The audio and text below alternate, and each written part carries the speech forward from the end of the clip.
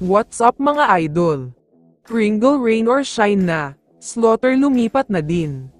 Pero bago mo sana ipagpatuloy ang panonood mo, ay huwag mong kalimutan na mag-subscribe bilang suporta sa aking YouTube channel. Maraming salamat idol. Isingit lang muna sandali natin ang magiging bakbakan mamaya sa Game 2 ng PBA. Maraming fans ang excited ng manood.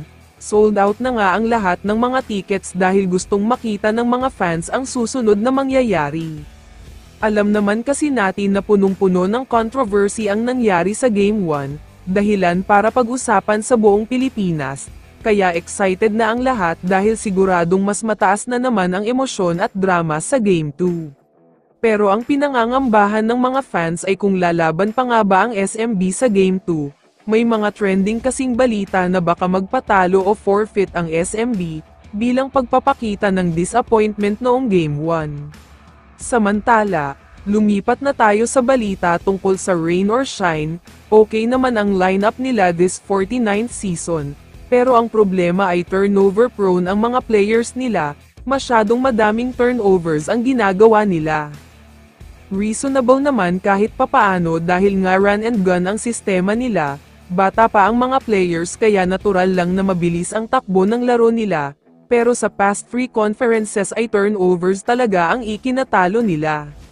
Kaya naman right after na matalo sila sa serye nila sa TNT, sinabi nila na kailangan daw ng malaking pagbabago sa lineup nila, pinapatay sila ng mga turnovers, masyado kasing bata at wala pang experience ang mga players nila.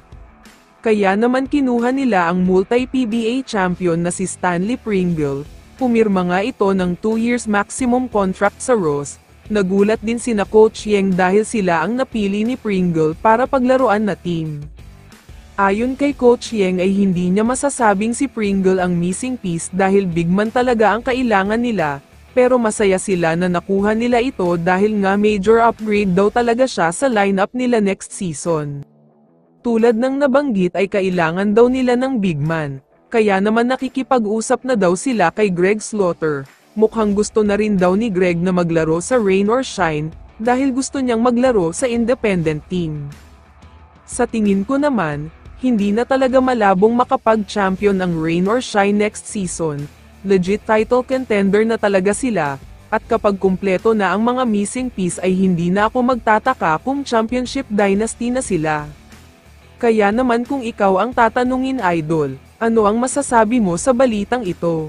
I-comment mo naman ang sagot mo sa tanong na ito. So dito na nagtatapos ang video na ito. Maraming salamat sa pagsuporta at panonood mga idol. Ingat at bye-bye.